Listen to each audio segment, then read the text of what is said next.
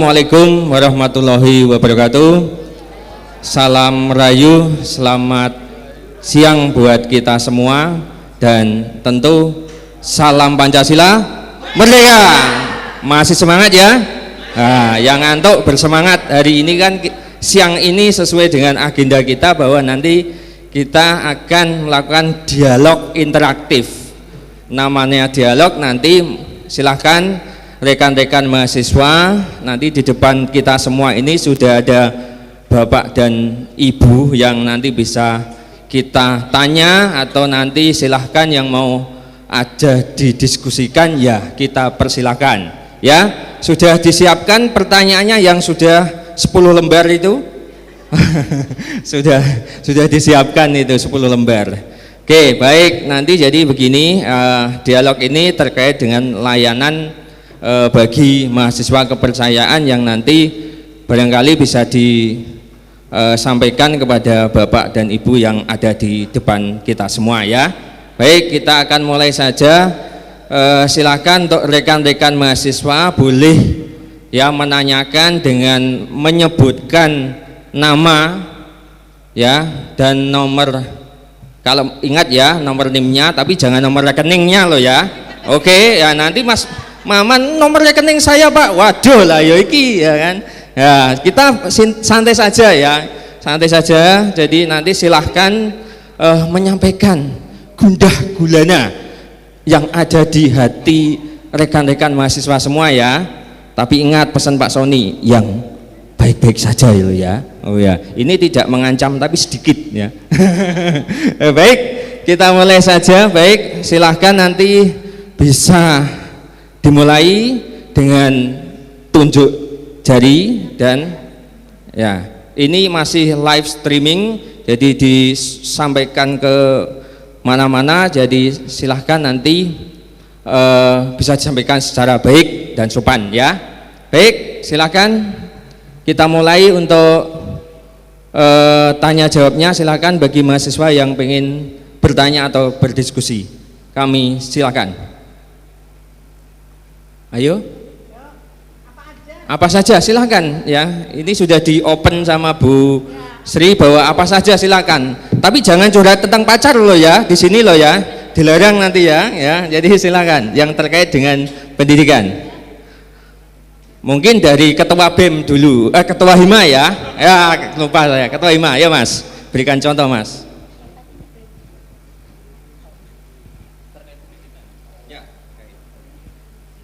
Selamat siang Bapak Ibu dari Direktorat ya.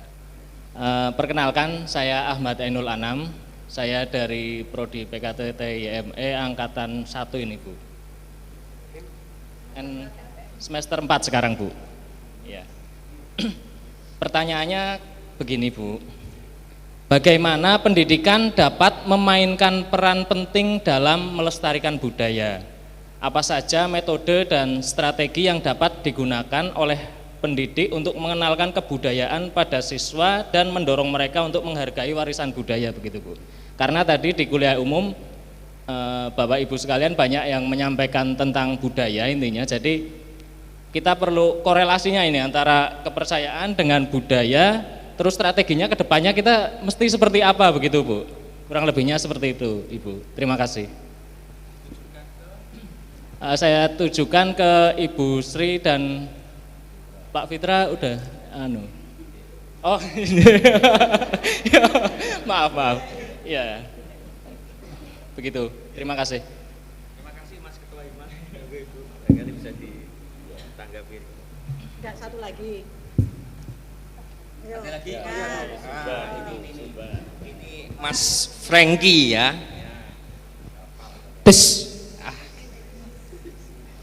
Selamat siang untuk kita semuanya. Salam rahayu. Perkenalkan, nama lengkap saya Franky Maramba Jawa. Saya mahasiswa Prodi Pendidikan Kepercayaan Terhadap Tuhan Yang Maha Esa angkatan ke-2, sekarang sudah masuk semester 2. Terkait dengan yang ingin saya tanyakan terkait dengan pemajuan budaya seperti yang Bapak Fitra sampaikan tadi itu, saya ambil poinnya ada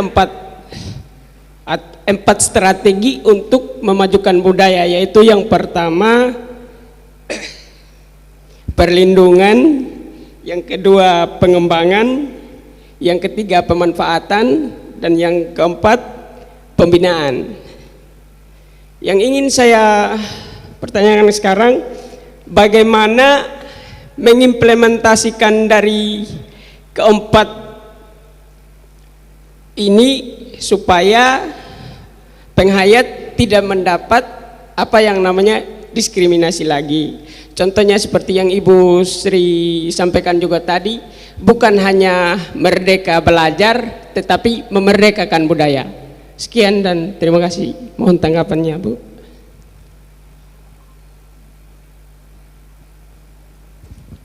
Terima kasih Mas Franky, suaranya yang khas sekali ini ya. Baik Ibu, mohon izin untuk barangkali langsung bisa menanggapi untuk baik pertanyaan yang pertama maupun yang kedua. Monggo. Tadi yang pertama peran ya, peran pendidik apa pendidikan atau penyuluh atau siapa? Jadi kita kan nantinya menjadi Pendidik. penghayat, calon pendidik. Ya, saya kira itu ya kunci kunci utamanya kenapa membuka prodi kepercayaan terhadap Tuhan Yang Maha Esa. Seperti terus ya kita inginkan dari awal ya, kenapa kita harus mempersiapkan calon-calon pendidik ya, untuk peserta didik kepercayaan terhadap Tuhan Yang Maha Esa. Kalau adik-adik justru ini Pak Dekan, jadi Pak Ses ya, kita ini memang menyiapkan calon-calon pendidik kepada peserta didik kepercayaan terhadap Tuhan Yang Maha Esa. Tugasnya seperti itu. Niat kita adalah mempersiapkan calon guru, begitulah ya, bukan penyuluh lagi. Ya. Ini Pak Ses. Jadi kalau saya bukan penyuluh lagi tapi benar-benar pendidik yang saya kira juga tidak cukup Pak Dekan ya, ketika nanti adik-adik ini lulus tidak cukup hanya ijazah dari yang ijazah yang utama ya Pak Dekan, tetapi juga dibekali dengan ijazah plus. Itu Pak Ses. Jadi seperti sertifikat ya, misalnya kalau pendidik itu kan mestinya ada akta 4 yang bisa langsung terjun Pak. Kecuali memang ini nanti betul-betul sudah tidak ada lagi keraguan atau mempersiapkannya sudah Pak Dekan ya, sudah pasti nanti akan menjadi guru. Karena ini kan fakultasnya bukan fakultas pendidikan ya Pak, bahasa dan budaya, artinya bukan keguruan. Jadi ini perlu dipikirkan adik-adik, tapi tidak usah memikirkan yang sangat berat nanti piye, tidak. Sekarang adik-adik lakukan, sekarang ini adalah mahasiswa menuntut ilmu, mempersiapkan segala sesuatu yang nantinya bekal sebagai guru peserta didik kepercayaan terhadap Tuhan Yang Maha Esa. Justru di sini mumpung ada semua, bisa nanti ada ijazah plus tadi Pak Dekan ya, Pak Ses ya, sehingga kebetulan ya kebudayaan punya LSPP 2 tapi bukan untuk pendidikan. Nah untuk pendidikan nanti Pak kita bisa kerjasama dengan LSPP 1. LSPP 1 itu pendidikan, bidang pendidikan. Ya Pak Ses, nanti saya kira Pak Ses yang ini nanti juga punya tambahan pemikiran lagi Pak untuk mencarikan peluang itu. Jadi nanti bisa bekerja sama dengan LSPP 1 pendidikan. Nah, oleh karena itu saya kira orang itu kalau mau menjadi guru kan betul-betul harus mempersiapkan diri bahwa saya itu nanti akan jadi guru. Guru itu kan jarwo dosoknya, kalau orang Jawa bilang itu digugu dan ditiru. Kan gitu ya. Ya, digugu dan ditiru. Itu guru. Ya. Oleh karena itu tadi banyak banget bekal-bekal tadi untuk mempersiapkan diri kalian semua bagaimana bisa mencapai itu. Jangan malah guru ora iso digugu, ora iso ditiru. Terus mau jadi apa peserta didik? Karena kalian nanti yang akan bertanggung jawab terhadap kesinambungan, ya, keberadaan dari kepercayaan itu sendiri, yang salah satu sistemnya adalah orangnya, penghayatnya. Ya, jadi menjadi tanggung jawab kalian nanti ketika meregenerasi melalui pendidikan ini, maka ya siapkan dengan sebaik-baiknya. Kalau metode, kan kita itu punya aturan. Ya, ketika mengajar kita pasti punya, ya, harus ada bahan ajarnya, harus ada buku teksnya, ada buku referensinya, ada skill-skill, keterampilan-keterampilan yang dibutuhkan. Sehingga peningkatan kapasitas dari masing-masing mahasiswa ini juga harus bisa mengukur, ya. Kira-kira apa?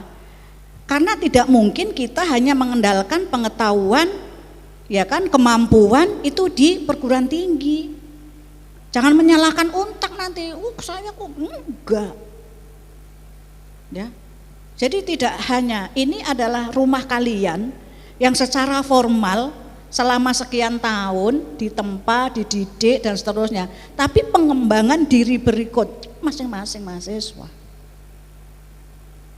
Ya, kalau soal metode mengajar ini sudah ada aturannya. Ya. Tapi bagaimana mindset kalian ini semua bahwa saya harus punya pemikiran menguatkan dirinya sendiri, ya, tidak merubah sikap pikiran ketika pada saat masuk tes, ya, akhirnya kalian diterima. Padahal jujur, saya ikut tes ya Pak, ngetes ya. Ini bener nggak nih adik-adik di niat nantinya ini harus jadi guru? Niat dulu, soal nanti ada sesuatu yang bisa merubah itu, tapi bukan atas dasar merubah mindset kita pada saat kalian mau masuk menjadi mahasiswa prodi kepercayaan. Ya. Metode pembelajaran sudah ada. Tapi menambah pengetahuan, keterampilan untuk meningkatkan, menambah pengetahuan yang lain, ya kalian harus bisa mempersiapkan diri juga. Saya berharap kalian semua ini betul-betul punya niat, ya, mindset yang memang, ya, bahwa saya nanti harus menjadi guru. Saya harus ikut kontribusi di dalam rangka meningkatkan sumber daya manusia, khususnya peserta didik kepercayaan. Dan kalian tidak hanya, Pak Dekan, ini adik-adik ini nanti mestinya tidak hanya menjadi guru-guru kan di kelas, ya kan, guru di kelas. Tapi kalau kalian sudah di masyarakat beda lagi. Siapa yang dihadapi? Masyarakat.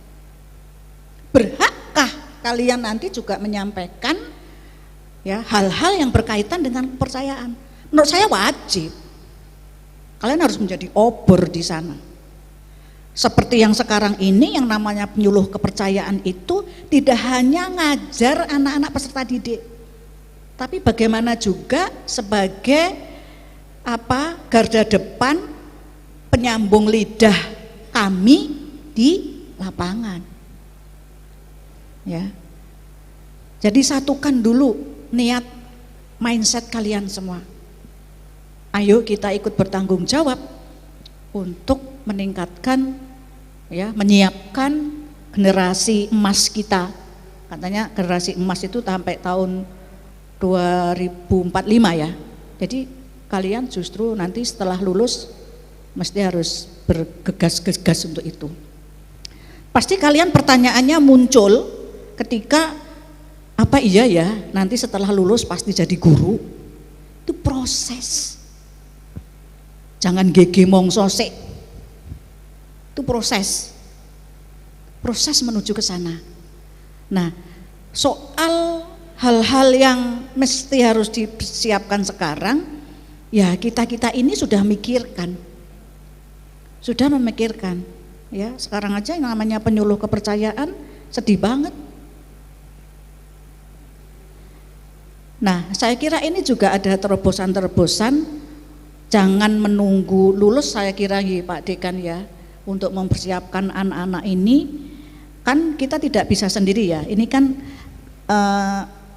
ruangnya sudah beda.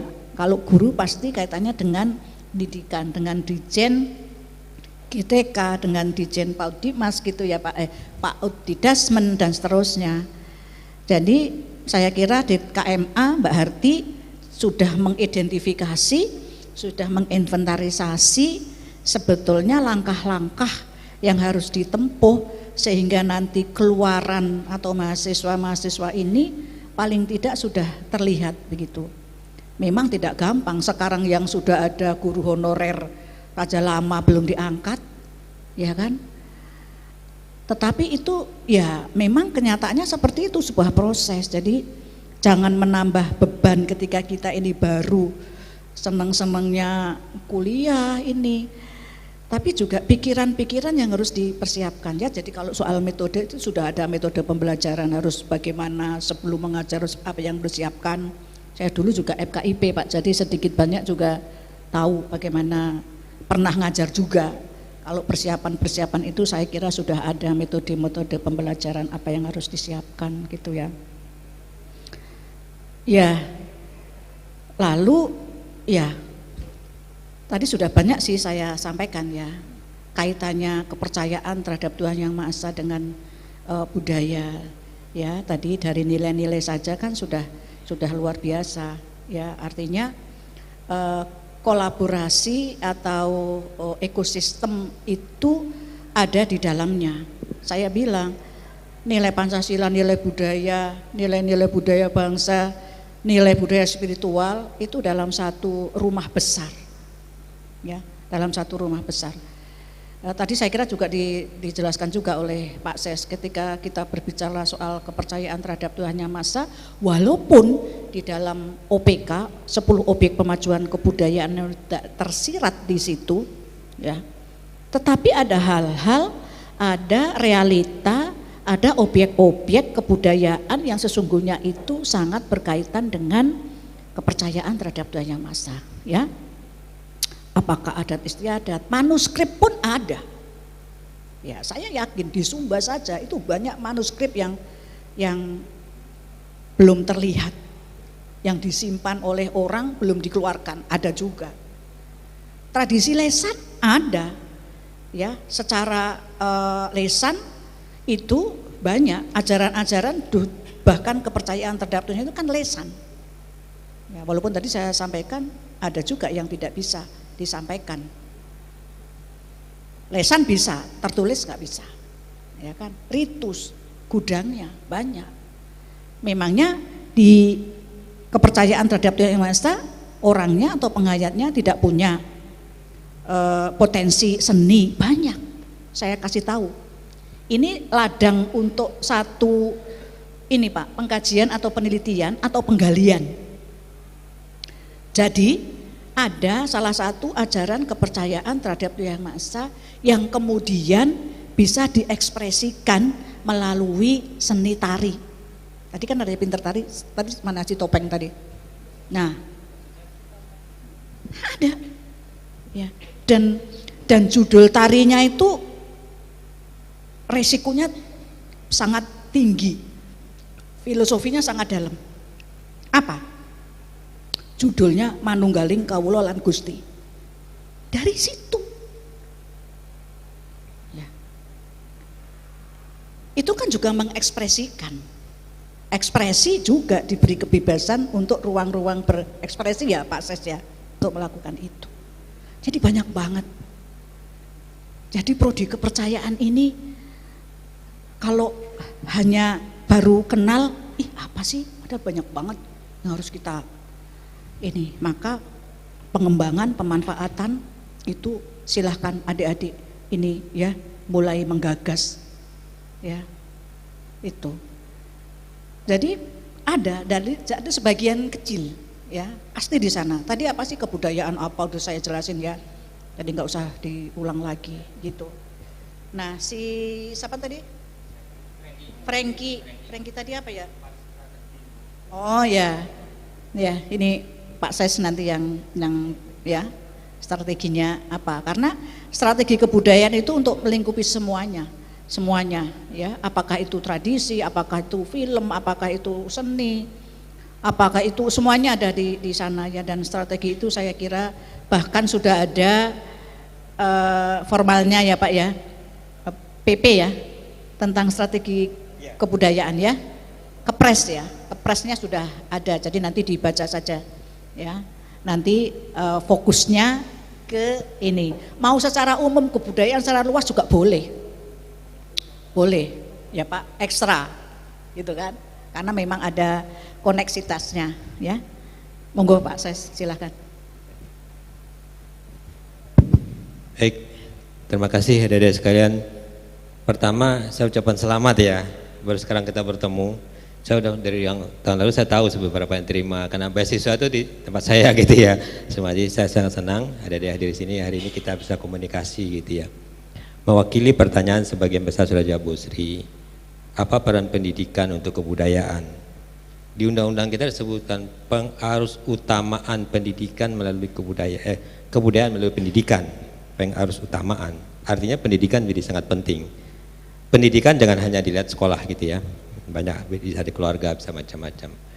Nah, berkaitan dengan pertanyaan Frankie tadi itu 4 kebijakan ya. Ekosistem, pemajuan, pelindungan, pengembangan, pemanfaatan. Pelindungan itu apa gitu yang akan kita lakukan? Itu bagaimana kita bisa mempertahankan, ya toh? Artinya menjaga keberlanjutan dari itu. Kalau ada belajar ilmu budaya, apa yang mau dilanjutkan? Kalau penghayat apa? Itu diinventaris, ya toh? Dipelihara. Bagaimana memeliharanya? Menggunakan dalam kehidupan sehari-hari. Apa? Mungkin saya nggak banyak tahu tentang penghayat misalnya gitu ya, apa saja yang studi, tapi itu bisa dilakukan, disebarluaskan beritanya misalnya. Itu dilakukan di tahap pelindungan yang ditanyakan tadi itu. Apa yang bisa kita lakukan itu inventaris, datanya apa saja, kalau itu berkaitan ritusnya apa saja, apa komponen dari ritus itu sendiri, itu kan bisa menjadi bagian. Apakah ritual yang dilakukan oleh masyarakat adat itu menggunakan bambu? Masih ada nggak bambunya tumbuh? Adik-adik semua bisa pendamping nanti di Kementerian Kehutanan, bisa jadi pendamping di Kementerian KHLK di masyarakat adat, itu bisa kita lakukan karena ini budaya secara umum itu. Kebetulan adik-adik diberi ilmu tentang kepercayaan terhadap Tuhan Yang Maha Esa itu masyarakat adat sebetulnya, jadi kuat terhadap itu. Lalu kemudian apa yang kita gunakan dalam pengembangannya, narasinya kita bangun, kita ceritakan kenapa ini hadir, kenapa kita harus melakukan menggunakan peralatan A, peralatan B. Orang tidak banyak tahu. Untuk apa? Untuk kita sampaikan sehingga dia berkelanjutan. Ya kalau kita sebut penghayatnya berkelanjutan. Apa? Tentu ada yang lebih tahu, itu bisa dilakukan. Bisa melalui dunia pendidikan, bisa melalui dunia pendidikan yang sifatnya non formal misalnya. Banyak barangkali mungkin berbagai atribut yang ada di penghayat misalnya itu bisa jadi alat peraga di sekolah. Sebagai apa? Untuk jati diri. Bagaimana misalnya kalau saya kebetulan belajar arkeologi gitu ya, itu arca itu bisa menjadi pendidikan matematika. Bagaimana ikonografi itu mengajarkan orang mengukur, membuat. Bagaimana memposisikan bentuknya seperti dewa itu, dia sudah punya konsep di otaknya itu. Itu kecerdasan kiri kanan diasah anak-anaknya. Itu bisa kita lakukan. Kenapa arca ibu menyusui itu keluar? Narasinya dibangun. Kalau di penghayat apa yang bisa kaitan dengan lingkungan misalnya, hidup berkelanjutan melalui kebudayaan itu sebab arahan tadi itu bisa kita lakukan, ya toh. Nah banyak ruang-ruang itu yang sebetulnya di beberapa anak-anak muda sudah melakukannya, ya sama tadi sebetulnya itu bisa dilakukan. Misalnya di NTT ya misalnya ada tenun misalnya itu ya, di Sumba misalnya gitu ya, itu kan menggunakan pewarna alami. Masih ada nggak itu kapasnya atau masih ada nggak pewarna alaminya? Ketika kita buka Kemah Budaya Kaum Muda, program kami namanya, itu anak-anak muda bisa menciptakan dari kulit jeruk yang kuning itu keluar warna kuning. Itu hasil mereka.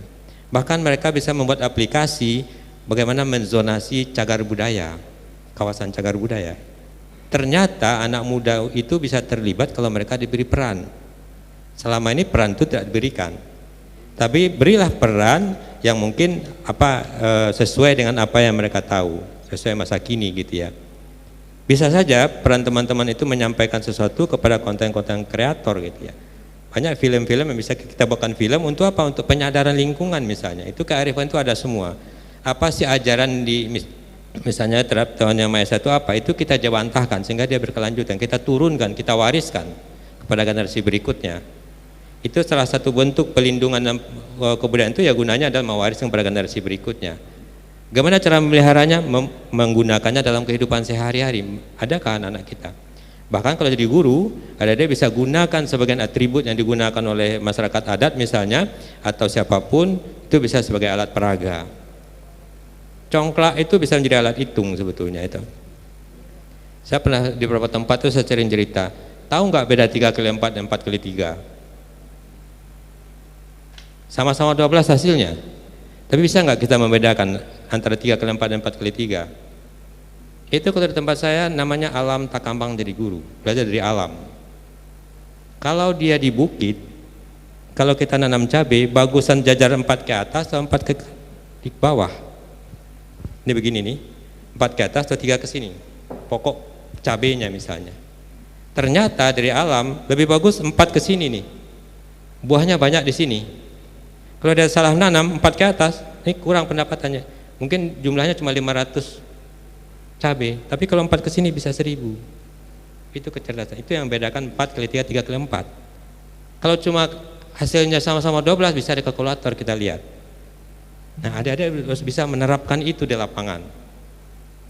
Kita kenapa buahnya merah misalnya, tomat itu harus kita narasikan gitu ya. Sehingga di kebudayaan itu sebetulnya belajar dulu ilmu fisika, ilmu matematik. Bagaimana hebatnya seorang pelukis bisa mencampur warna, menghadirkan wajah kita gitu ya. Itu kan pewarnaan, itu fisika kimia belajar sebetulnya. Itu kan bisa kita angkat, bisa narasikan. Bagaimana makanan tradisional kita yang mengajarkan kita anti kolesterol misalnya. Kenapa rendang itu harus makannya ada daun singkong di sebelahnya yang setengah matang. Dalam rangka apa? Menghindari itu. Ada alat penetralisirnya. Itu kan kearifan masyarakat masa lalu sebetulnya. Itu tugas kita ke depan. Apalagi kaitan yang besar, ada lingkungan yang akan kita dampingi, barangkali itu bisa dilakukan gitu ya. Lalu dimanfaatkan untuk apa ya? Untuk bisa berbagai kepentingan dimanfaatkannya, bisa untuk jati diri kita yang tadi itu budi luhur tadi disampaikan juga tuh, bisa juga dimanfaatkan untuk wisata, bisa untuk kepentingan lain-lain ya. Banyak hal yang bisa kita gunakan. Dan harus kita bina, masih ada nggak yang kaitan dengan sesuatu itu ada tidak maestronya gitu. Itu pembinaannya. Itu harus kita lakukan terus, dia satu paket. Mungkin ada sekalian, ini saya lihatkan ini. Ini tadi di paparan itu ada sebetulnya. Saya sengaja nggak sampaikan karena itu di bawah setelah terima kasih itu keluar itu. Ini animasi dibuat animasi oleh anak muda berdasarkan relief Candi Borobudur. Itu kita kayak main game, tapi anak diantar menceritakan tentang Borobudur. Di satu reliefnya disebutkan di panel 20 kuadran 1, kita seperti main game betul. Memperlihatkan perbedaan mencolok antara keluarga dan pemabuk. Akibat luar diri, pemabuk itu melakukan penistaan seperti perbuatan mesum, menari-nari dan tak beraturan. Lalu mereka pindah lagi ke panel 19. Diceritakan lagi di situ sejumlah orang memberi pertolongan kepada seseorang laki-laki sakit dan memijat kepala, menggosok perut dan dada dan lain-lain. Ini bisa bagian dari itu tadi. Hanya kita melihat dari warisan budaya yang bisa kita sampaikan. Ya, ini menggunakan teknologi. Seperti betul kita main game, pakai anu betul ya, bisa digunakan. Nah itu adik-adik bisa sebagai penginformasi untuk konten kreator ini. Itu bisa dilakukan sebagai alat peraga gitu ya, dalam rangka pemajuan kebudayaan tadi itu. Jadi menurut saya banyak yang bisa diberikan. Seperti ini, ketika orang bangun candi, ya toh, kenapa dimulai dia mencari titik nol, jaraknya di atas itu toh, misalnya bayang-bayang gitu. Itu bisa kita lakukan, kita jelaskan, kita ceritakan. Selama ini banyak benda budaya kita tidak kita ceritakan, Tugas adik melakukan itu. Kalau kepercayaan terhadap Tuhan dan Maha Esa, apa yang mau kita ceritakan tentang itu? Atributnya misalnya atau apa saja. Nah, di sini banyak kelemahan kita. Kita naruh sebuah arca itu diam saja, ukurannya sekian kali sekian, tidak menceritakan arca itu berasal dari mana, kenapa dibuatkan, kenapa arca menyusui itu ada di situ. Stunting sebetulnya itu toh. Nah, itu tugas adik-adik ke depan. Jadi menurut saya banyak peluang tempat bekerja itu ke depan, tidak hanya guru, pendamping dan lain-lainnya, sepanjang kita memahami substansi itu. Di Muara Jambi itu ada kolam sumur, memang syaratnya mendirikan candi begitu, dimanapun ada tuh.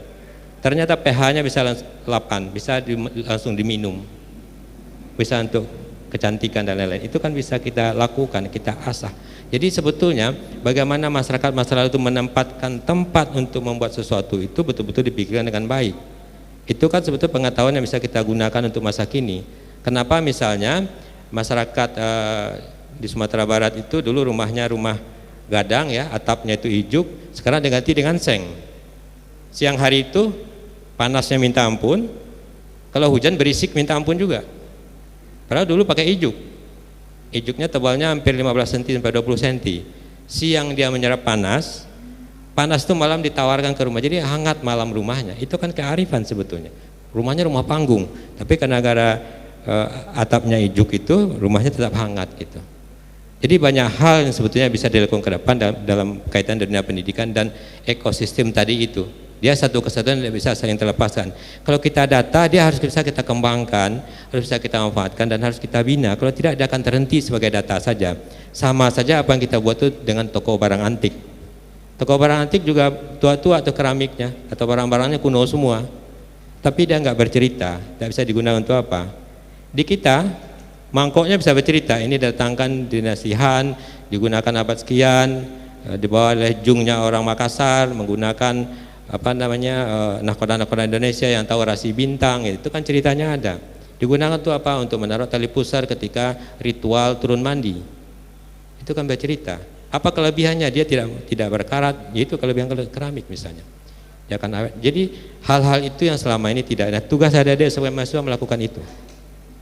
Jadi kalau kita mau kemudian itu berlanjut, ya turunkan kepada generasi berikutnya, jelaskan kalau organisasi kita ini atau apa yang kita perjuangkan ini betul-betul menjadi bagian terpenting. Kalau kita tidak jelaskan tadi itu toh, orang tidak akan paham.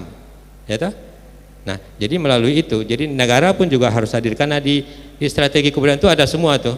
Tidak hanya kita yang bergerak, tapi juga memberi pemahaman kepada petugas negara, entah itu polisi, entah itu jaksa, tahu juga tentang kebudayaan, sehingga dia mau dalam eksekusi menentukan sesuatu itu betul-betul bisa sesuai dengan aturan gitu. Jadi menurut saya banyak hal yang bisa kita lakukan. Sekali lagi belajarlah seperti orang dulu itu sekolah lapang, belajar kepada alam. Tanpa itu kita akan terjebak kepada teori, hafalan saja gitu ya. Betapa hebatnya sebetulnya seorang ahli teater itu bagaimana tarik nafasnya, kapan dia berbicara tinggi. Penari juga sama, tadi pagi kita lihat teman kita menari itu kan tidak mudah. Saya jelaskan tadi, satu saja penari itu kalau ada 5 orang lebay, satunya nggak indah tadinya. Itu kan disiplin ya, kapan dia ngontrol kecepatan dia. Apalagi tari Ratoh Jaro yang dari Aceh itu, kalau satunya nampar teman sebelahnya pasti itu kan disiplin, kapan dia harus berhenti, kapan dia, itu manajemen sebetulnya. Itulah budaya gitu. Jangan dianggap orang budaya itu orangnya tatoan, rambut panjang, tapi disiplinnya tinggi. Sekali lagi, kelemahan kita tidak menarasikan, tidak menerjemahkannya sehingga orang tidak tahu kenapa dia kok bisa membuat komposisi bagus seperti ini, kenapa warnanya kok pas gitu ya, apa campurannya. Itu kan matematika yang bisa diatur, bahkan kecerdasan bunyi bisa lakukan. Adik-adik kalau jadi guru buatlah soal-soal yang sifatnya menarik gitu ya. Misalnya bukan Budi pergi ke pasar buat soalnya, Budi pergi ke Candi Borobudur gitu ya, ada stupanya 50, rusak 4 gitu, tinggal berapa yang tidak rusak. Itu anak-anak banyak yang dia pikirkan. Stupa itu apa? Itu stupa itu dari agama Buddha. Borobudur dari mana? Magelang, bukan Jogja. Keluar geografinya tuh. Dibangun dengan cara keluar fisikanya gitu tuh. Jadi banyak hal yang bisa dilakukan hanya dengan satu pertanyaan yang cerdas. Itu yang disebut guru merdeka itu kayak gitu. Guru penggerak itu seperti itu. Kita melihat hal-hal yang dilakukannya. Sama saya sebut 3 kali 4, 4 kali 3 itu hanya kita tahu di alam. Kalau enggak jelas.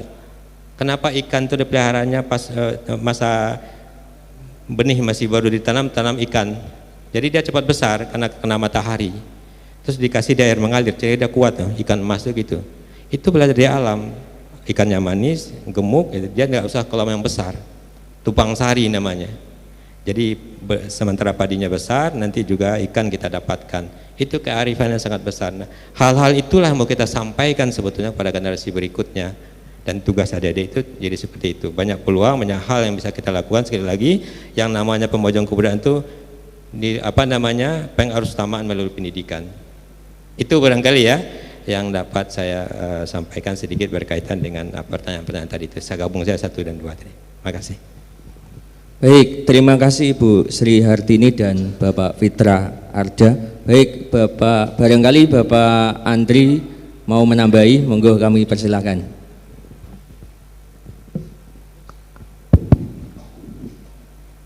Ya, baik, terima kasih.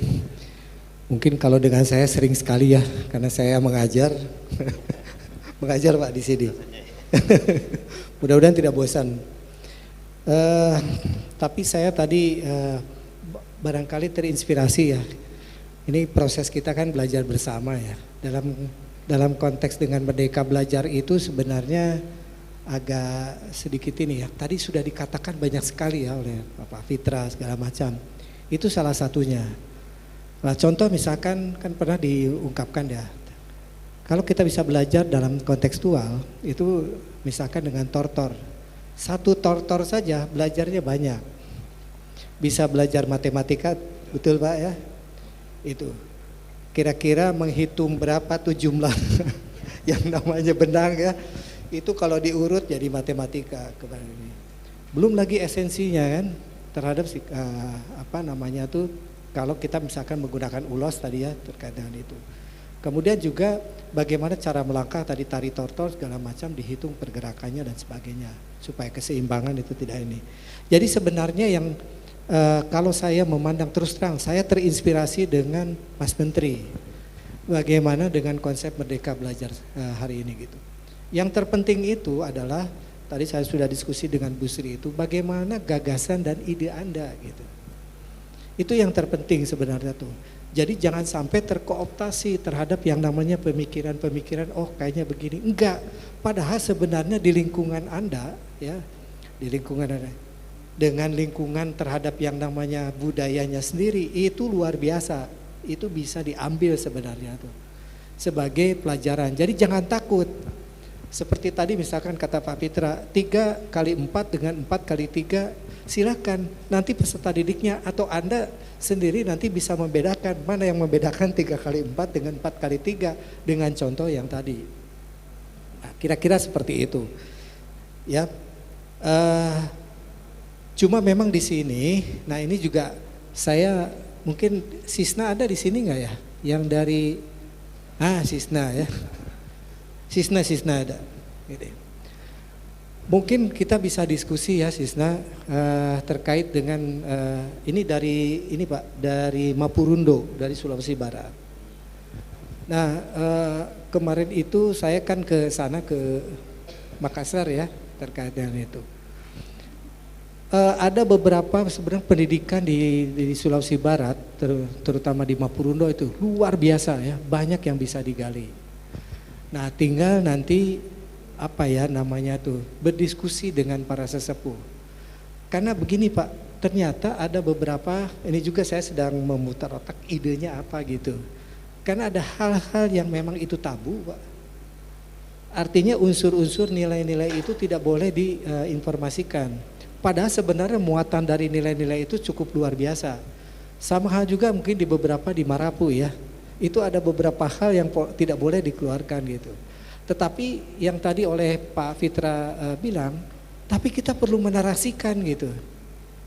Artinya pengetahuan-pengetahuan itu kan perlu dikonstruksi ya menjadi semacam bentuk narasi supaya tidak keliru pemahaman orang gitu ya, apakah orang lain. Nah itu mohon nanti dibicarakan gitu ya. Apakah saya punya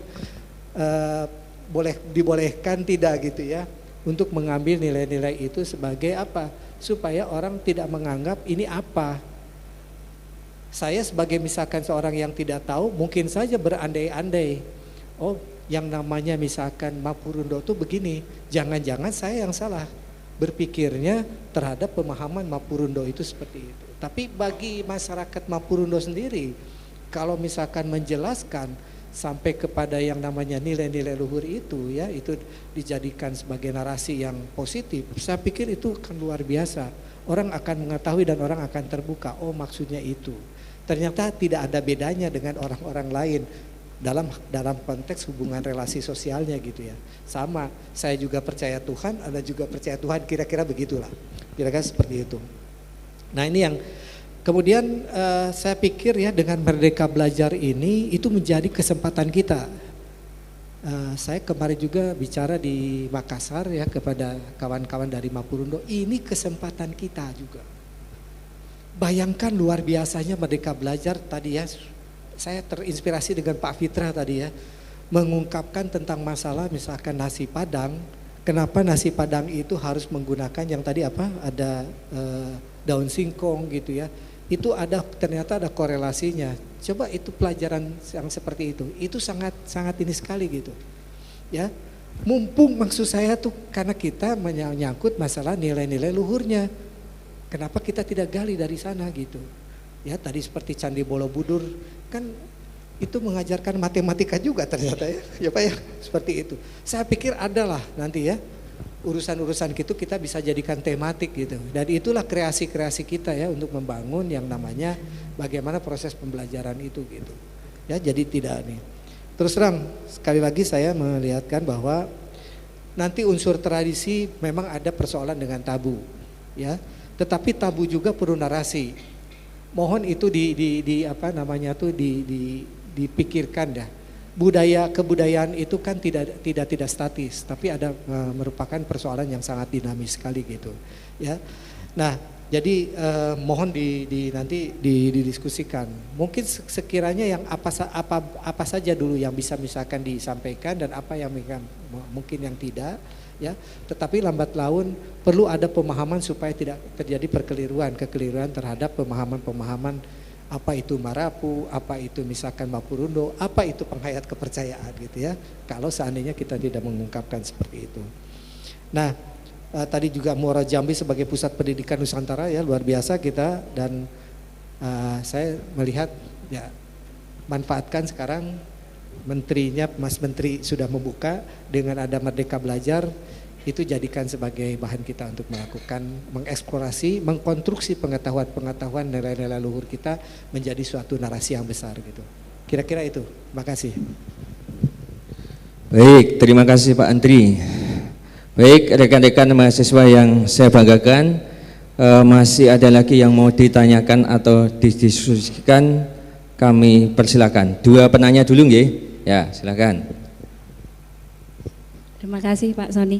Perkenalkan, nama saya Desi Mary Christina Marpaung, asal dari Toba, Sumatera Utara. Seperti kata Pak Fitra tadi, kami ini nanti bebas memilih apa. Namun saya berkomitmen saya harus menjadi guru. Jadi seperti aturan sekarang,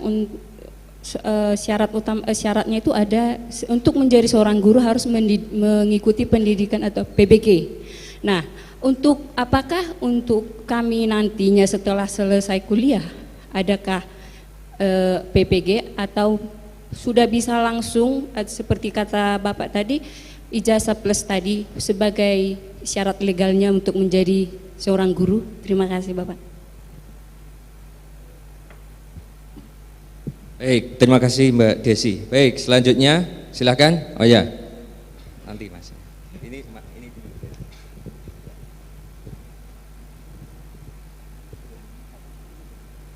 sebelumnya selamat siang, Rahayu. Saya Nata Hening Greta Prameswari. Saat ini semester 4. Izin bertanya, bagaimana generasi muda dapat diikutsertakan dalam upaya penguatan budaya? Dan apa saja langkah yang dapat diambil untuk meningkatkan minat dan partisipasi generasi muda dalam kegiatan budaya? Terima kasih.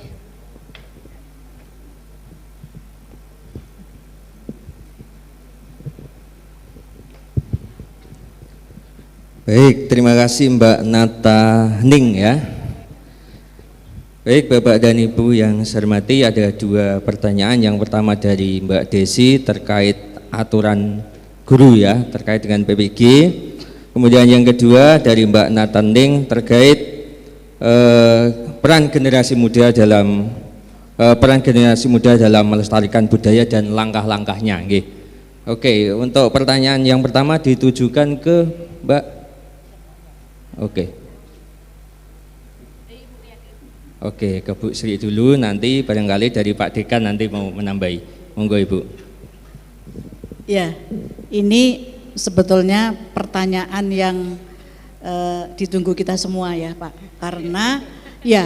Karena tidak bisa juga hanya mahasiswa yang harus bergerak, tetapi kita yang di depan ini juga harus dari sekarang memikirkan bagaimana PPG ini nanti juga bisa kita lakukan begitu ya. Jadi nanti tidak nunggu lulus saya kira, tapi ya kita berusaha ya, bukan janji karena mau pemilu, bukan ya, tetapi ini memang PPG ini sangat dibutuhkan menurut saya Pak Dekan. Jadi nanti terus aja diingatkan ya, dan Pak Ses saya kira ini juga perlu komitmen yang ada baik dari kita juga dengan Untan nih Pak Dekan, langkah-langkah apa yang harus kita lakukan. Karena bayangan saya ya, kita ini kan kembali lagi ke belakang tidak mudah untuk mendirikan prodi ini ya. Waktunya saja hampir dari tahun 2015 17 lalu ditetapkan itu 2 tahun yang lalu ya toh. Jadi berapa tahun hitung sendiri ya. Jadi ini sudah menjadi pemikiran, dan saya jujur aja harapan saya sebetulnya setelah lulus itu paling tidak ya, jangan muluk-muluk juga teman-teman bahwa nanti setelah lulus mesti jadi guru, cepet-cepet PNS, yo kose kan gitu ya, karena semua tadi ya pakai proses. Hanya mesti kita dari sekarang sudah memikirkan. Ya gitu ya Mbak Desi ya, Parmalim ya, dari Parmalim Pak Ses ya. Dari ya kan Parmalim ya. Nah lalu Prameswari, bagaimana generasi muda ini bisa diperankan ya kan, atau berperan ya. Kalau saya sih di mana saja, untuk apa saja ya, memang generasi muda ini harus menjadi orang-orang yang bisa mempunyai ide, gagasan, memelopori, bahkan ada satu pemikiran-pemikiran untuk mengungkap, menggali, mengkaji dengan pembuktian-pembuktian. Gak usah jauh-jauh soal kepercayaannya aja terhadap Tuhan Yang Maha Esa. Ya. Jadi kalau saya, generasi muda jangan menunggu diajak, jangan menunggu ada proyek, kan gitu ya. Jadi perlunya satu inovasi, kreativitas, dan terus mengikuti perkembangan ya. Sekarang ini kan luar biasa, mau apa aja kita bisa, buka HP mau kepingin apa sudah ada ya kan, semua ada di sana, enggak ada yang tidak ada di sini ya, semua itu ada. Oleh karena itu sekali lagi justru harus bisa memerankan dirinya sendiri ya. Kalau kita kaitkan dengan tadi yang saya sampaikan ya, pasti sebelum kita berperan ke orang lain, perankan dulu diri kita ya. Berperan itu tidak berarti harus melakukan sesuatu, tetapi dari pikiran, perasaan, batin kita, naluri kita Ya. Karena kita ini semua penghayat kepercayaan bukan? Ya.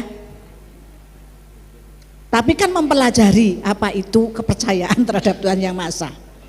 Sehingga apa yang ada di sana yang tadi sudah banyak saya sampaikan tadi, mari pembuktian itu kita awali dengan diri kita. Jadi bagaimana kita sangkan paraning dumadi tadi, ya.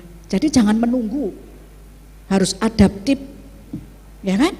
Harus kreatif, wawasannya ini mau bekerja sama, jangan ego, mentang-mentang paling pinter, ya kan? Nggak ada itu ajaran di kita. Tanya Parmalimo, nggak ada. Ya, Sabto Dharma ada nggak nih Sabto Dharma? Wawarah 7. Mana yang jelek? Mah nggak ada. Itu kalau kalian perankan, mainkan, luar biasa. Perjalanan ini Pak Andri. Ya, apapun itu harus berperan. Kecil saja. Kalian sudah kuliah di sini, sudah mendapatkan ilmu pengetahuan, sudah menambah wawasan soal kepercayaan.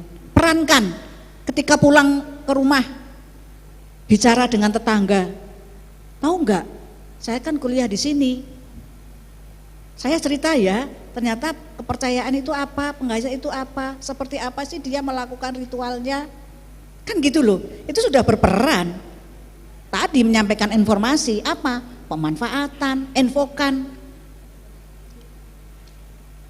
Apalagi tadi kalau narasi-narasi itu memang kita sangat apa ya, rendah ketika kita berbicara soal narasi. Nah, kembali lagi, sehingga kita itu kalau mau berperan mesti menangkap, ya, menangkap. Tidak usah yang jauh-jauh dulu, apa yang ada di lingkungan kita. Misalnya di sini aja, di ruang kita kuliah, ya, bisa nggak kita berperan, misalnya membantu teman yang kesusahan itu juga peran loh, ya kan? Menolong sesama, itu peran perilaku, ya nggak? Dipekerti. Merankan, membantu teman-teman yang kirimannya belum datang. Jadi ingat mahasiswa zaman dulu ya. Jadi peran itu enggak harus seperti peran politik tiba-tiba, enggak. Mulai dari kita sendiri. Enggak usah jauh-jauh. Kalau sudah kita sendiri, kemana lingkungan kita yang dekat, apa yang bisa kita lakukan. Memberi contoh yang baik itu sudah berperan menurut saya. Jadi berperan itu tidak dalam bentuk fisik harus kelihatan. Wah, dalam proyek apa enggak saya kira. Nah, selebihnya nanti ya memang harus kelihatan. Penghayat kepercayaan kan perannya sampai sekarang mudah-mudahnya kalau enggak di apa namanya? Oyak-oyak kan begitu. Memang kalau bicara soal peran Pak Ses, ya. Itu masih, ya itu tadi ada stigma-stigma yang masih dia terbayang-bayang olehnya gitu kan, ya. Tapi melalui mahasiswa-mahasiswa ini saya kira ini yang akan menjadi apa ya, satu gerakan gitu ya, satu gerakan untuk bisa bagaimana meningkatkan peran. Oleh karena itu maka saya waktu itu Pak Dekan ada 2 yang harus segera ya memperlihatkan peran-peran para penghayat kepercayaan ini. Kuncinya 1 generasi muda, yang kedua perempuan penghayat kepercayaan. Ini kunci 2 hal ini. Karena perempuan, ibu-ibu kaitannya dengan pendidikan itu perannya juga luar biasa. Ya, banyak. Jadi nggak usah muluk-muluk, tapi lakukan apa yang kamu bisa. Yang bermanfaat untuk orang lain. Nah, kemudian ini saya dengarkan sudah ada himpunan mahasiswa. Oh, si siapa? Ahmad. Ya. Nah, itu ya perankan. Melalui wadah ini aja coba. Ya, kalau mau membuktikan peran punya konsep, ide, gagasan, hima ini untuk apa, mau kemana, kalau apa yang akan dilakukan, ada enggak dampaknya, keluarannya apa, bisakah dilakukan sendiri, kalau tidak bagaimana, itu keluar terus, pertanyaan itu timbul terus. Ya kan, berarti cerita. Ya, anak-anak ini sekarang punya wadah himpunan ini. Dia cerita gimana bisa kerjasama dengan direktorat. Nanti dulu. Ibu bilang gitu, nanti dulu. Lihat dulu, mau kemana dia. Apa yang akan dilakukan untuk kepentingan UNTAK, untuk kepentingan mahasiswa, untuk kepentingan masyarakat, ya kan harus begitu. Enggak ada larangan untuk kerjasama ya Pak Ses ya, enggak ada, tapi jelas kemana. Itu. Ya silakan. Mbak Arti udah cerita. Ibu memang bilang nanti dulu, dilihat dulu seperti apa konsepnya. Itu Pak Dekan. Gagasannya apa? Jangan cuman ingin menunjukkan wah ada himpunan mahasiswa ini prodi kepercayaan untuk hura-hura apa enggak. Kalau mau kerjasama konsepkan dulu seperti apa.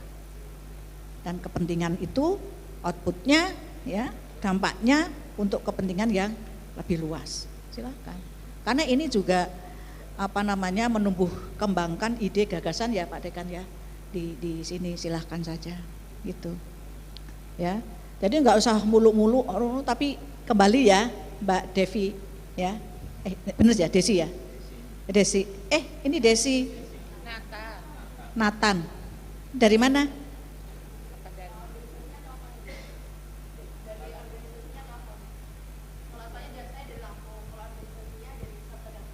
Oh, ya. Lampung ini nih Pak Ses nih Lampung loh. Ya, hati-hati. Nanti kalau nilainya kurang dari 3,25 di stop. Dan mumpung ada Pak Fitra tak ajari. Ya. Karena kalau soal anggaran beasiswa itu di sini, Pak Ses. Ya, penting. Ya, tak ajari nih. Mumpung ada Pak Ses. Nah, ya. Maunya terus berlanjut. Ya. Maunya. Mudah-mudahan saja terus diberikan kesehatan untuk kita semua ya, sehingga Pak Ses juga bisa memikirkan untuk kesinambungannya. Itu penting loh ini. Nanti kalau tiba-tiba perubahan ya kan anggaran repot. Wah, ini harus kita ini dan Pak Ses ini yang kuncinya di Pak Ses mau berhenti atau lanjut. Kita maunya lanjut Pak, pokoknya sampai ya mumpung ada Pak Ses nih apa yang diminta itu aja yang pertama, kalau lainnya kita perankan berikutnya gitu ya Pak ya. Bukan provokator loh Pak, tapi ini niat kita yang sangat luar biasa ya untuk kesinambungan ke depan gitu ya. Ya makasih.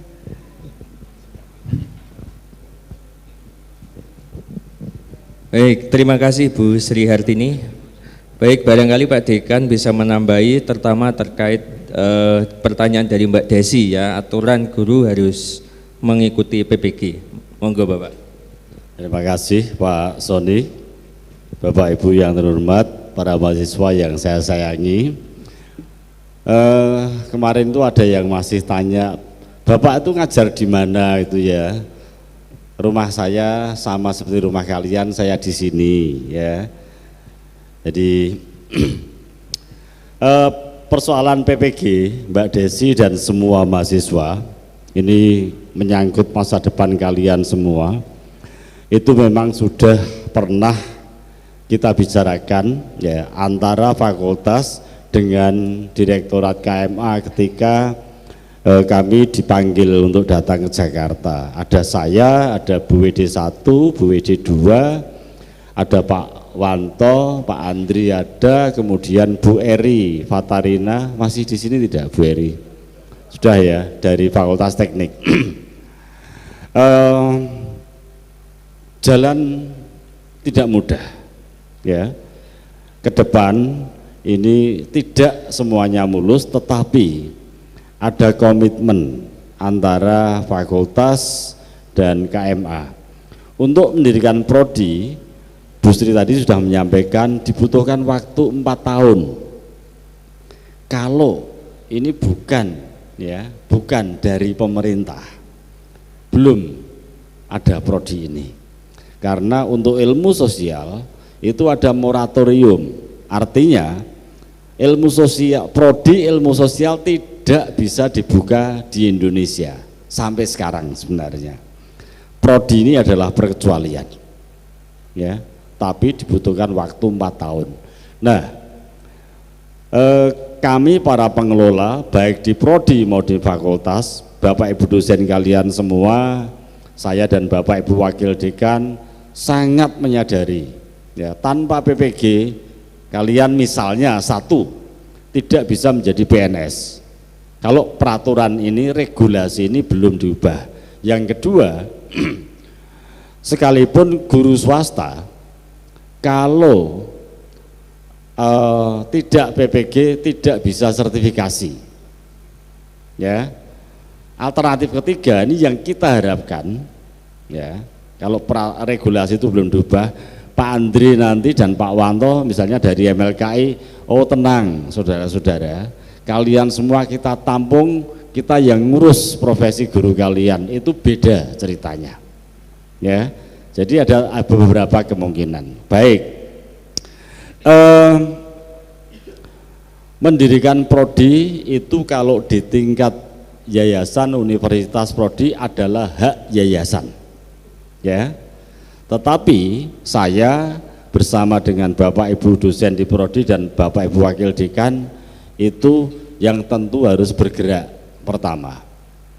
Dan seandainya Yayasan Pembina Pendidikan 17 Agustus 1945 Semarang itu oke, Pak Rektor silakan dibuka, Pak Rektor kemudian ke saya, ayo Pak Dekan segera bergerak, tanpa KMA kita mungkin juga tidak akan bisa membuka PPG, ya, karena itu program studi.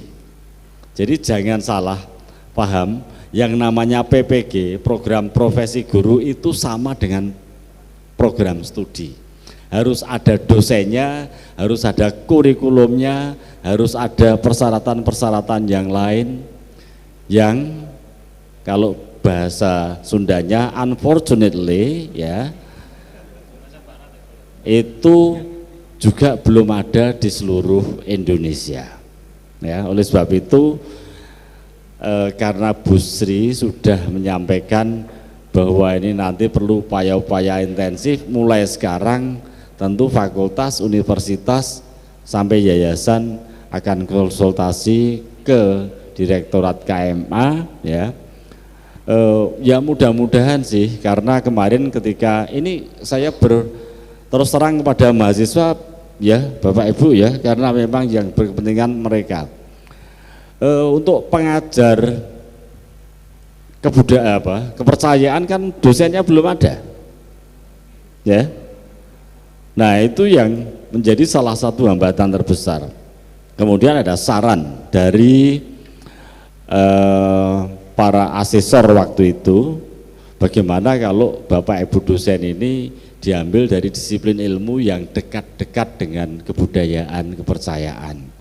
Lalu ketemulah Pak Vicky dari sejarah, ketemulah Bu Eni, Pak Wawan, kemudian Bu Ayu, dan juga Pak Dika, ya, itu dari ya Pak Sony, ya, maaf Pak Sony, ya saya lupa menyebut, itu yang dari pendidikan kewarganegaraan negara, dari IPS.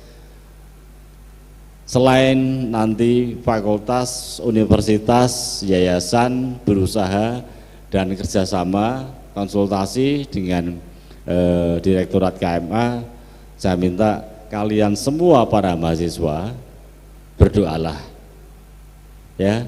Jadi kalau ini lagi bahasa Maduranya ora et labora, ya. Jadi berdoa dan berusaha.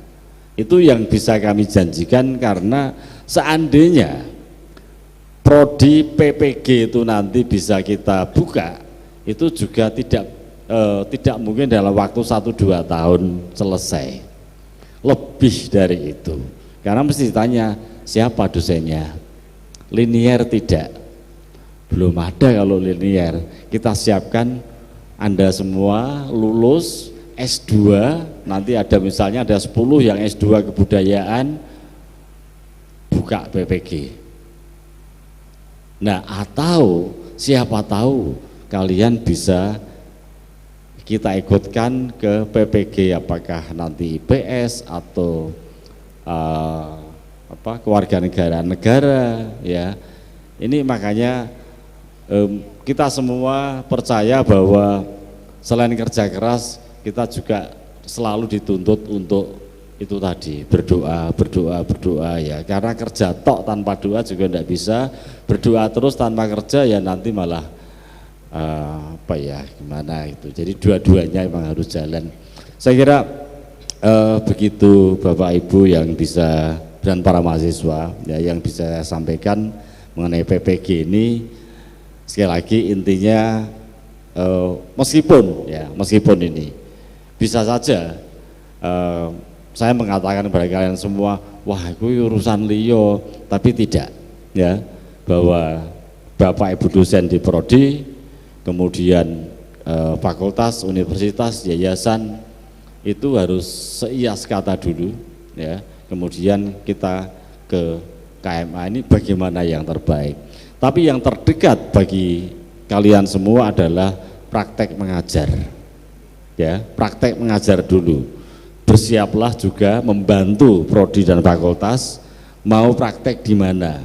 Oh Pak, ini SD ini ada murid-murid penghayat, di SMP ini, di SMK, SMA ini, di TK ini ada nanti Pak Sony ya, bukan yang lain. Pak Sony yang akan ke sekolah-sekolah tersebut, bertemu kepala sekolah. Ini anak-anak kami akan praktek di sini. Itu yang juga sangat penting Bu ya. Karena muatan mata kuliah pendidikan ini 40%. Jadi memang kita persiapkan menjadi guru nantinya. Demikian yang bisa saya sampaikan ya, adik-adik mahasiswa atau anak-anak mahasiswa ya. Bapaknya itu lebih muda dari saya kok Bu. Jadi ya anak-anak saya gitu. Ya.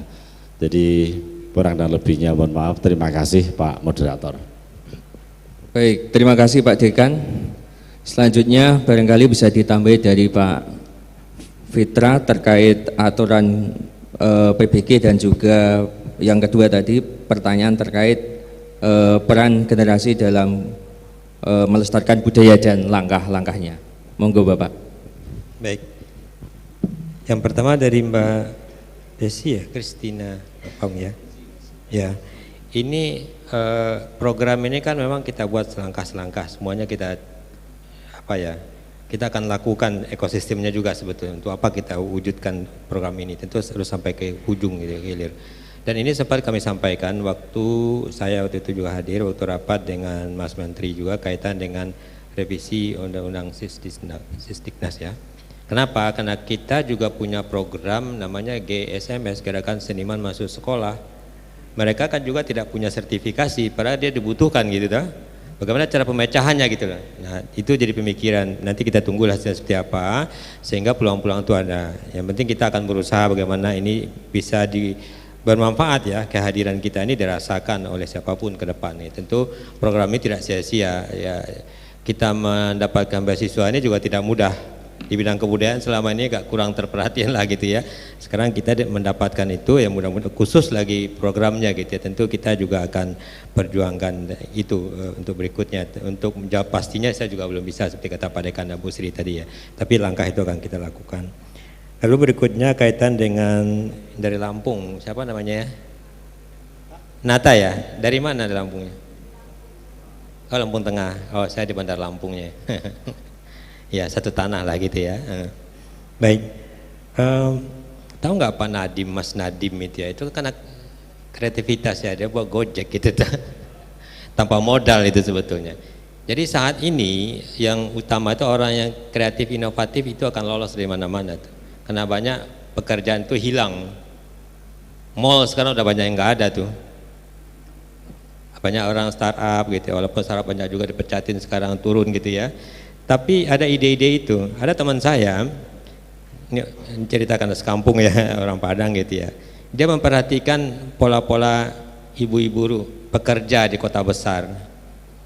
Dulu dia menggunakan manual, sekarang ada guna aplikasi, menghampiri ibu-ibu karena pagi-pagi itu ibu-ibu tidak sempat masak dan membawa makanan ke kantor. Itu dia bisa buat aplikasinya terhubung sehingga dia bisa memenuhi kebutuhan ibu untuk anaknya di rumah dan untuk dia bawa ke kantor. Makanan dia buat sebetulnya melalui aplikasi itu. Itu kreativitas sebetulnya. Hanya melihat peluang, wah ini bagus gitu ya. Sama juga ketika dia membuat dagang di depan pabrik gitu ya, karena di bulan Juli itu kan banyak buruh nggak bisa keluar kemana-mana, dia menjual bajunya di depan pabrik anak-anak itu. Jadi kreativitas yang utama sebetulnya. Nah, bagaimana mewadahi teman-teman muda? Tentu adalah caranya itu adalah dengan mendekatkan dia dengan sesuatu yang dia suka gitu, salah satunya. Kalau saat ini tentu dengan teknologi gitu ya. Paling tidak misalnya kalau kita sebagai penghayat, bagaimana kita menjelaskan narasi tentang penghayat itu pada paling tidak di dalam lingkungan kita. Kan tidak semua aja, misalnya saya beragama Islam gitu, belum tentu juga anak saya itu paham tentang Al-Quran tentang apa, tapi ada ide kita bagaimana menguatkan itu sehingga mereka tahu tentang itu, sehingga pemahaman mereka tentang apa yang kita ajarkan itu selesai. Itu namanya pewarisan, bisa kita gunakan. Ada satu anak ketika mereka ikut KBKM itu saya sebut tadi itu, ide mereka itu membuat hand sanitizer di masa COVID dari buah dari pohon alami ini. Itu karena kreativitas dia ngelihat selama ini kalau orang pulang ke sawah tuh ketika petani itu setelah petani dia bersih-bersihkan kulitnya pakai buah itu gitu. Ternyata itu bisa, bahkan bisa dipatenkan itu. Jadi sekarang malah jadi ekonomi kreatif. Dia bisa menggunakan. Itu kan ide-ide. Nah, itu bisa dilakukan. Ternyata menurut saya anak-anak muda ini Pak Andre memang ruang nggak diberi selama ini gitu ya. Ketika kita beruang mereka kreatif gitu, bisa mereka lakukan. Dan saat ini kita sedang membuat program namanya MTN ya Bu, Manajemen Talenta Nasional gitu ya. Misalnya adik-adik ini mungkin cobalah aktif entah di sanggar, entah di mana. Banyak hal yang bisa kita ceritakan sebetulnya kepada siapapun ya, paling tidak kepada diri kita sendiri. Karena untuk pelestarian budaya itu salah satu caranya menggunakan dalam kehidupan sehari-hari. Berbatik kita misalnya, memakan makanan tradisi misalnya yang menyehatkan gitu ya, misalnya sayur yang tanpa zat kimia itu kan bagian dari kehidupan kita. Nah, hal-hal itu bisa kita lakukan sebetulnya, dimulai dari hal-hal yang kecil ya. Rata-rata teman-teman sekalian mahasiswa ini kalau masuk PNS misalnya, kalau nilainya sama-sama 9 itu akan lebih berpeluang anak-anak yang aktif di komunitas. Kenapa? Karena itu dia banyak berkomunikasi, ide-idenya banyak keluar. Itu yang saya sebut belajar dari alam tadi Pak Andre. Ternyata di bawah ini airnya cukup, banyak buahnya, cabenya itu. Hanya ngelihat aja tuh 3 kali 4, 4 kali 3 tadi itu. Ya, oh gitu ya. Berarti salah saya kalau 4 jejar ke atas gitu. Ternyata yang bawahnya lebih banyak buahnya gitu, karena airnya cukup ke bawah tuh. Itu kan kreativitasnya dilihat di lapangan. Nah, itu yang mau kita narasikan sebetulnya, yang selama ini tidak banyak kita sampaikan. Apa kehebatan misalnya pengetahuan yang ada ketahui tentang suatu bidang gitu, entah tentang penghayat, entah tentang apa saja ya, itu bisa dilakukan. Mulai itu, jadi menurut saya kreativitas, ide-ide itu bisa keluar ketika kita mulai mempertanyakan sesuatu. Makanya di sekolah itu sekarang anak-anak itu tidak lagi duduk seperti ini, duduknya seperti ini ya, melingkar. Jadi semua terlibat, semua setara. Kalau dulu kan kita paparan depan ada mendengar gitu ya Pak. Sekarang tidak lagi, bahkan dia yang paling banyak. Caranya, coba misalnya sebagai guru atau sebagai di komunitas, coba kamu foto deh atau kamu rekam 1 menit atau 3 menit lah apa saja di lingkungan sini. Itu setiap anak akan berbeda dia. Ada satu sisi melihat sampah, ada satu sisi melihat dari seninya, ada satu sisi melihat tentang makanan. Padahal objeknya sama. Dan hal-hal itu yang membuat kita bertanya-bertanya dan menghasilkan itu yang diarahkan oleh Mas Menteri sebetulnya, menguatkan kita ya. Makanya guru-guru menjadi guru-guru penggerak itu ya, guru-guru yang punya inisiatif, ide-ide gitu ya. Banyak yang bisa digunakan. Ketika kita diajarkan hafalan di masa saya ya, mungkin sudah puluhan tahun lalu belajar, kalau sejarah itu diajarkan menghafal kita tuh tahun sekian Majapahit ya, sudah hafal semua tuh. Jerman tuh penghasil macam-macam lah gitu. Tapi kita nggak tahu esensi sebetulnya gitu, apa artinya. Kali-kali juga sama atau saya ceritakan tadi itu. Jadi betul-betul sebetulnya kita bisa mulai dari lingkungan. Ada beberapa anak-anak itu di misalnya institut jalanan gitu ya, itu kan mereka anak-anak pengamen sebetulnya yang diajak menjadi persatuan, jadi menggiatkan mereka menjadi positif di balik pola pikirnya gitu ya, tentang sampah, bank sampah, macam-macam mereka buat, tentang seni, menghidupkan ekosistem seni gitu ya. Bahkan dia bisa masuk ke dalam tempat-tempat ruang-ruang tempat orang kursus musik ini loh Pak. Yang sebetulnya anak-anak kelas atas yang masuk ke situ tuh, kursus belajar piano, belajar gitar ya, untuk mengajak mereka masuk ke ranah-ranah yang sebetulnya itu adalah kehidupan sehari-hari. Mereka hubungkan nanti dengan apa? Dengan orang di tempat pinggiran buang sampah, di pinggir kali gitu ya. Sehingga itu jadi hidup. Apa yang dia pikirin selanjutnya? Oh ini harus tanam pohon, dia tanamlah pohon. Pohon apa? Dia mikir juga tuh. Saya dulu tidak tahu di kampung saya itu ternyata kearifan itu Pak, memang tinggi. Saya tanya, Nek, ini kenapa ini ditanam pohon ini gitu di tempat nenek saya di Padang. Tahu nggak kamu? Ini ditanam dalam rangka apa? Biar kelelawar tidak bersarang di rumah kita gitu.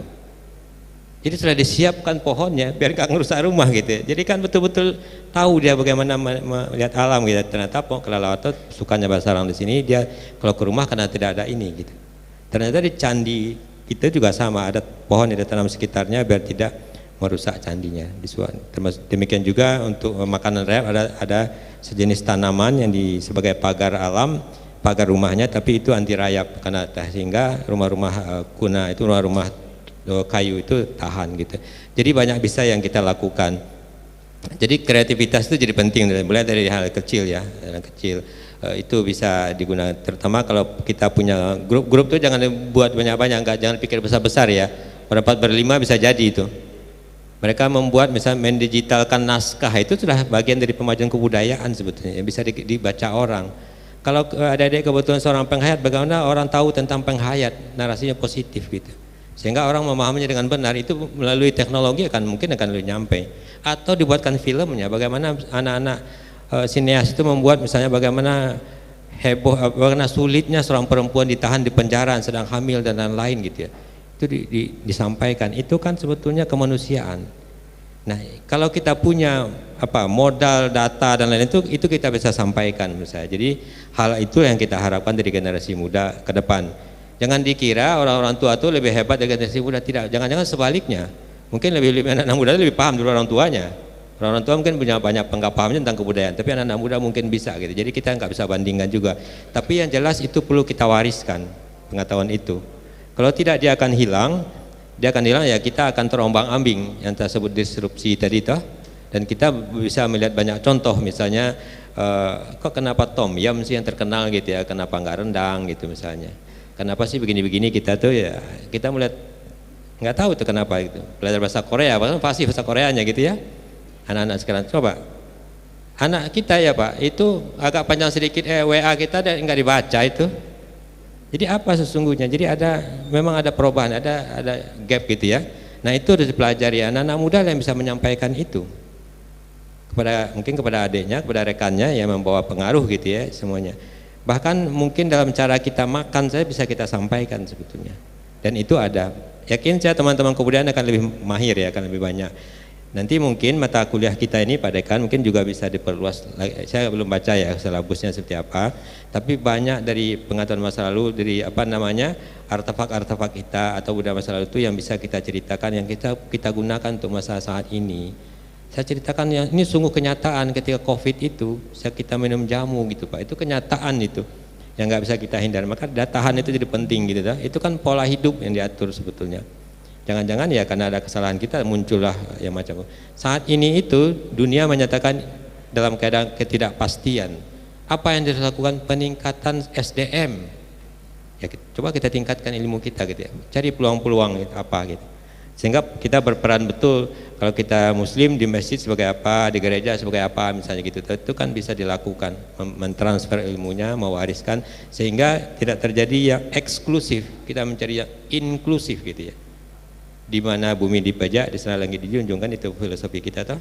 Nah barangkali itu yang harus kita terapkan sehingga kita menjadi pekerja-pekerja yang tidak instan, yang betul-betul ya kerja keras gitu ya. Itu yang akan kita cari, itu yang ketahanan budaya. Kalau kita instan kita akan diombang-ambingkan. Karena sekarang kan sudah mulai kita toh makanan ya Pak Andri ya. Minum buah, rasa buah gitu, bukan makan buah gitu ya toh. Rasa buah kan itu ya toh. Nah, itu sudah terjadi semua. Kalau kita gagap dalam itu kita akan gampang terbawa itu. Yang untung siapa?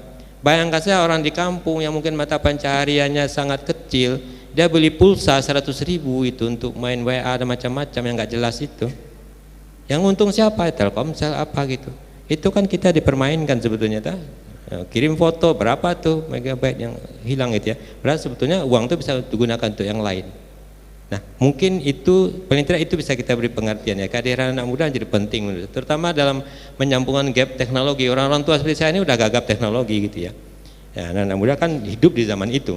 Nah, bisa dilakukan untuk bagaimana misalnya mengilmiahkan bahasa jamu itu menjadi pil misalnya gitu 3 kali sehari gitu, sekian persen apa. Itu kan bisa dilakukan oleh generasi saat ini, anak-anak kedokteran, anak IPA dengan kita gitu ya, membaca buku naskah. Kalau bawang itu digoreng jadi apa, jadi minyak dibalurkan untuk tubuh, menghangatkan, itu kan bisa diceritakan dengan hanya naskah yang didigitalkan. Saya membaca di digital juga oleh anak muda.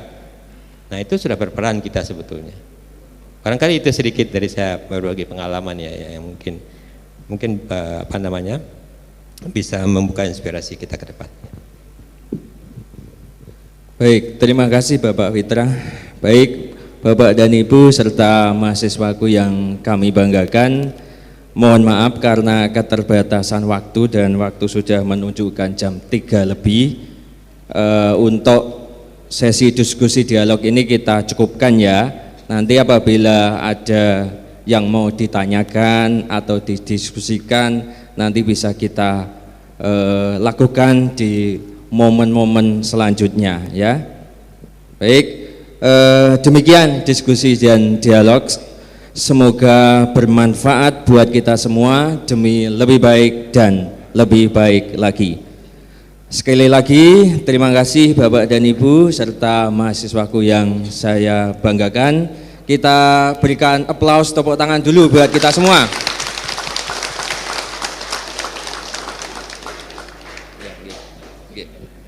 Baik, akhirnya makan durian, hati-hati kulitnya. Asik. Semangka merah enak rasanya. Cakep. Mohon maaf jika ada salah kata. Kita jumpa di diskusi selanjutnya. Wabillahi taufiq wal hidayah. Assalamualaikum warahmatullahi wabarakatuh. Rayu, rayu, rayu. Baik.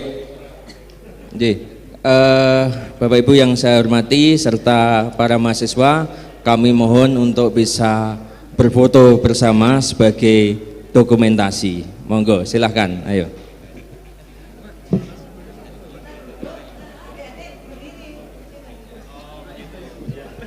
Untuk para mahasiswa bisa berdiri